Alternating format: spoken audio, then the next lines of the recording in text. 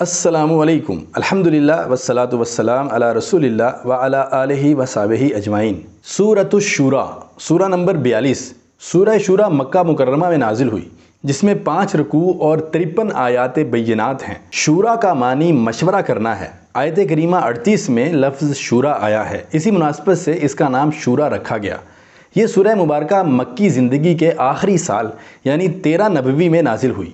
دراصل یہ سورہ مبارکہ مدینہ میں قائم ہونے والی اسلامی ریاست کی تمہید ہے، جس میں اللہ کے قانون یعنی شریعت کو نافذ کرنے، اقامت دین کی جد و جہد کرنے اور شورائیت پر مشتمل عادلانہ اسلامی ریاست قائم کرنے کی ہدایت کی گئی ہے۔ اس سورہ مبارکہ میں اللہ کے قانون اور انسانوں کے بنائے ہوئے خود ساختہ قوانین کا فرق بتا کر حاکمیت میں بھی توحید اختیار کرنے کی وضاحت کی گئی ہے۔ اس سورہ مبارکہ میں اقامت دین کی جد و جہد کرنے والوں کی 10 صفات بھی بیان کی گئی ہیں۔ اس سورہ مبارکہ کو ترجمے کے ساتھ ضرور پڑھیے۔